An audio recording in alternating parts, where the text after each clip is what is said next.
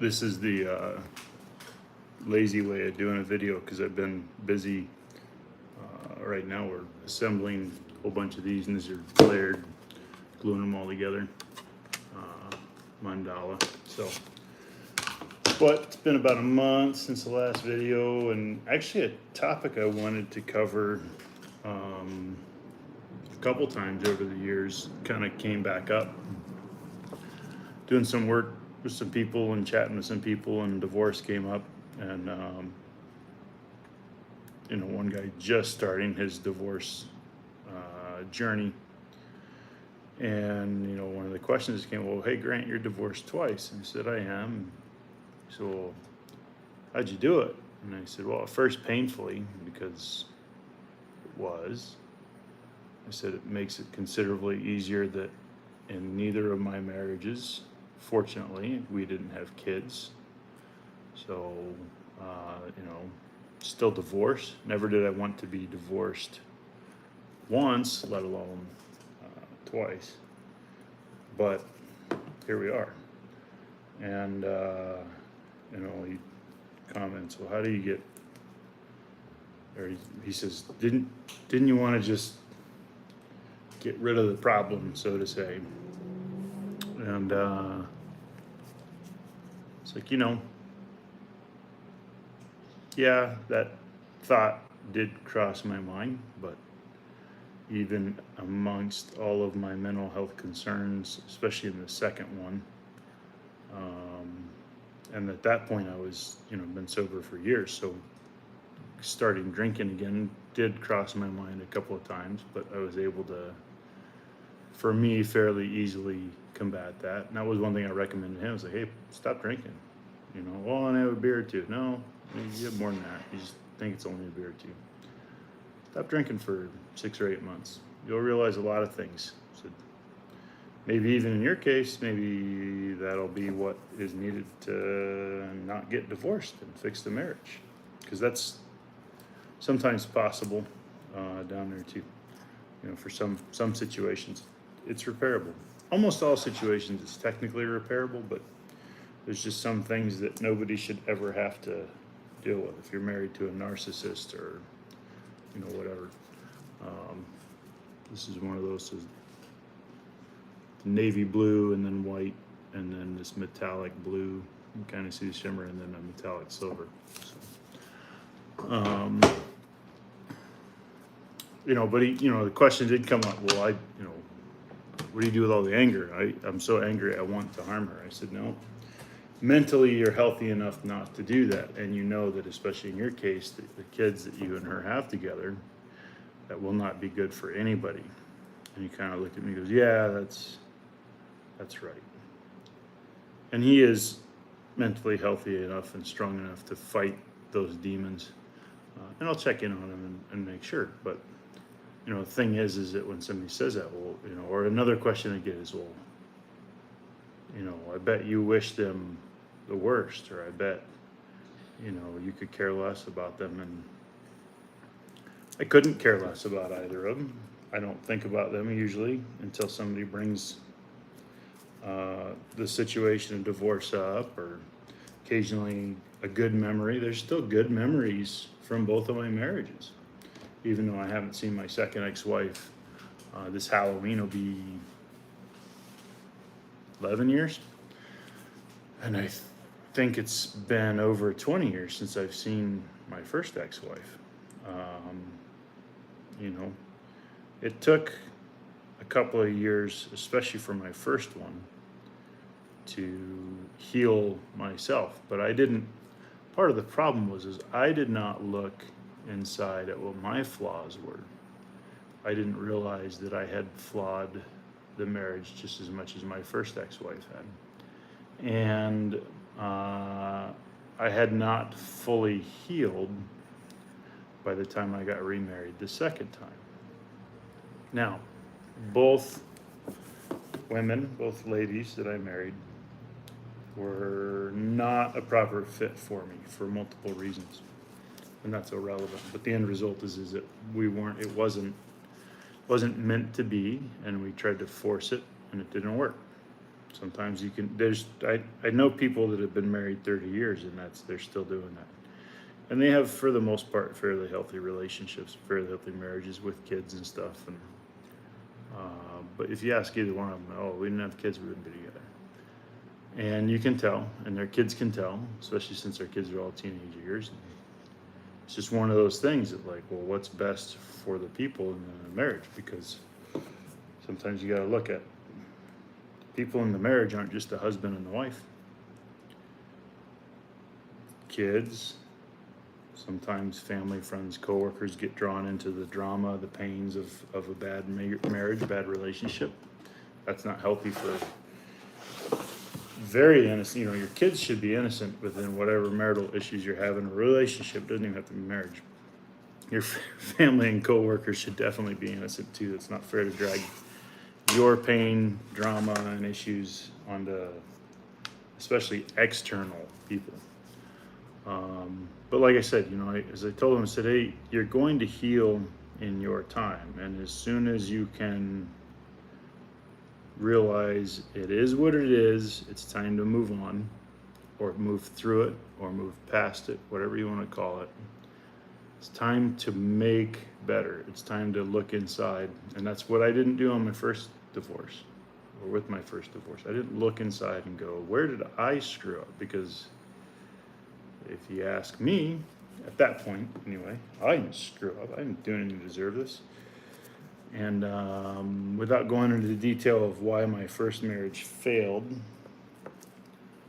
because there were a multitude of reasons, but a big reason why my first marriage failed was I did not know. Let's backtrack. My father has always been and will always be a very good husband. My dad, I should say. He taught me how to be a good husband. That's key. That doesn't mean I retained the lessons. I had other friends in my life that had parents that had good marriages. By this point in my life, at 20, 21, 22 years old, I had other friends that were, you know, a little bit older than me that were good examples of how to be a good husband, how to have a good marriage. Again, you can lead a horse to water, you can't always make it drink. So it's not that I didn't know how to be a good husband. I did not know how to communicate. But there were other issues with my first ex-wife that were also communication related. Really, that was the big thing with you know, honestly, both marriages was communication, poor communication, bad communication, lack of communication. And honestly, that's really all a relationship is. Or I'm sorry, all of relationship struggles is communicating through those. And we didn't do that very well or at all in a lot of cases. What we wanted, what we didn't want. And we grew apart, especially in my first marriage, what we wanted versus what we thought we wanted, versus as we got older, we didn't really want the same things that we thought we wanted because you're young. That played a part in it too. Too young to get married, probably. Not probably, we were. But, you know, I didn't do any of that with my first divorce. And this is another different design. This is a Toytus. So a couple of different colors in there. Some metallic bronze in there. Communication was the big thing. What we wanted and all that. We didn't know how to talk about it. We didn't talk about it at all. Finances, didn't talk about it at all. So, but I told him, hey, it is gonna suck. You're angry right now. You need to take that anger and put it to something. You need to go to the gym, not to the can of beer. You need to go to, you know, hang out with coworkers or whatever. But you need to sit down and look inside and be like, what did I do wrong? And in some cases, there may be nothing that one spouse or the other did. They didn't do anything wrong. Sometimes it is the other spouse did something wrong. But had there been communication, chances are that could have been avoided or not happen, or happen in a way that everybody's mutually happy with, or whatever. And so that's a big thing. And so I told him, I said, you know, you need to tell her that you're angry, calmly, like an adult, have an adult conversation. And, you know, don't tell her you want to hurt her. Like, that's obviously because your emotions want you to hurt her. You don't really want to hurt her. You don't want to hurt the mother of your kids. If you do, there's other issues. Maybe, you know, definitely don't do that. Definitely don't get the kids involved. Kids shouldn't be around the conversations. They definitely shouldn't be around the yelling and screaming, whether you're married or not. Talk like adults. Communicate calmly, thoroughly. And that's really the thing that can solve almost all of our problems in this world. Is when we sit down and realize, oh, we don't have to have a single thing in common. We can still act like adults. And for the kids' benefits, that's what needs to happen. So this one's so the first sea turtles were 4 layers, and that tortoise 4 layers also. This coyote is 6 layers. Pretty cool. So you will get past the anger. You will figure out how to get through it. But if you sit on it and resent on it, it's only going to eat away more of who you are. You do need to figure out who you are, what you want to do, what you want to be, where you want to go. But you don't need any of those answers right now. And he goes, you know what, that's right. I said, I know with especially my second divorce. My first divorce, I didn't really know who I was because I was so young, 23, 24 years old going through it. My second divorce, without going into detail again or bad-mouthing either of my exes, kind of didn't know who I was. I didn't have a clue who I was or what I wanted in life. And I had to figure it out. The paint's got these stuck together. So, you know, had to figure it out. Had to figure out where I wanted to go, what I wanted to do, who I wanted to be, how I wanted to be. And I knew a bunch of what I didn't want to do because I just got out of a bunch of stuff that wasn't the greatest situation. And, you know, moved on. Actually, I think I'm going to do, yeah. You know, so it's it's kind of refreshing in that. I don't advise deciding to get divorced just to kind of refigure out who you are. You can do that. You could do that with your spouse. So, you know, people, oh, you're against marriage. I am, very much so. I said, both of my marriages shortly after we got married, everything changed. And that's what he said. Oh, yeah, everything changed. I said, right, but you didn't communicate, and I didn't communicate either. Didn't communicate about it. My girlfriend and I, 7.5 years together now, and we communicate about things. Sometimes we can do better still, and we work on that. But it's the longest relationship I've ever been in, and we're not married, so why worry about changing anything? Because it works, and we're happy, and everything's good. So, but yes, it's normal to be angry when going through a divorce. I think it's normal to have mischievous, bad thoughts. It's also sane to not act on those thoughts and to go, nope, that won't fix anything. That's not the right thing. We're not going to do that. We're going to communicate about what's going on, because that's how you fix problems. So That's what I told him. I said, you gotta worry about you. Oh, well, she's doing it. No, no, no. Unless it involves the kids and it's unsafe or unhealthy,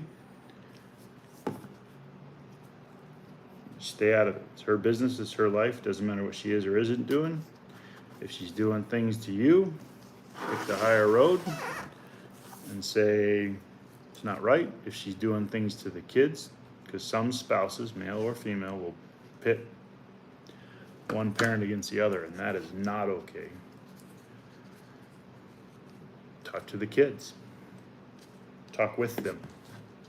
Don't get mad at the kids for something that your ex did, because kids have no control over it. So communicate. He's mad about some of the stuff she's doing. He needs to communicate that with her. These days, it's really good to communicate that stuff. Type out all your words properly, proper spelling, punctuation, grammar. And email it, text it. That way there's no misconstruing. And no, yeah, it might take a little bit longer because you can't, try and write without tone deaf, so that there's no anger coming through or doesn't cause confusion. And again, communicate. That's what I told him. So he messaged me today. He's like, yeah, I talked with her about this that she was doing and bugging me. She admitted she knew she was doing it, but didn't know it bothered me that much, and said she'll try to refrain. Oh, imagine that. There might be able to repair this relationship, huh? Oh, I can't forgive her. Well, you can, but should you? There are things that are unforgivable. There are things that are unforgettable, too. And that's up to you as an individual in a relationship. But the end result is that if you're going through a divorce or a bad breakup, sometimes those thoughts are normal, but not acting on them is the same thing to do. And be in control of your future. Remember, especially if there's kids involved, leave the kids out of it. It's not about money. It's about the health of the kids in that aspect. If it is about money in court, it can all be re-earned, rebuilt. It can all be regained over time, some work. Don't do anything stupid. Right? Divorce sucks. But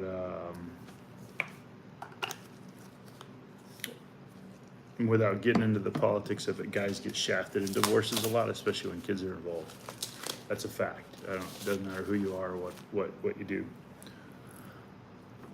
Doesn't make it right when the kids suffer. Also, just keep that in mind. But communication can fix everything. Communicate like an adult. If you're feeling angry towards your spouse or soon-to-be ex or whatever, walk away, call somebody, vent, get it out, and then go from there. But somebody did ask me the other day, oh, don't you just wish that your ex was dead or this or that? No, I don't. I wish that both of my exes and their families, no matter how big or small they may be, are as happy and healthy as they can be. Because although we weren't right for each other, we were not perfect as people. We're still humans, and neither of us are bad people. And they deserve, both of my exes and however big their families are, deserve to be happy and healthy. And that's what I wish on him. And he kind of looked at me, he thought about it, he goes, I'll get to that point someday, but not right now. And I said, yes, someday you will, but not right now. And that's okay. We all heal in our own time, in our own way, in our own path. But drinking, doing nothing, sitting on the TV, sitting in front of the TV, burning your brain away, fretting on stuff, that's not how to do it. Get some healthy hobbies, get rid of some unhealthy hobbies, communicate, and you'll get through whatever it is, really. With mental health condition, divorce is a huge impact on the brain, on the mental health. So, but yeah, that's kind of my thought on divorce. Sometimes they're needed. They're never easy. Sometimes they're worth it. My two were. We had growing to do. We weren't to the point where we should have gotten married. So, but yeah, that's that. These are all done. This is that last one I did. This is 5 layers. Sea turtle. This is a series I bought. You've got a bunch of undersea sea creatures, or underwater sea creatures and stuff, sharks and other stuff.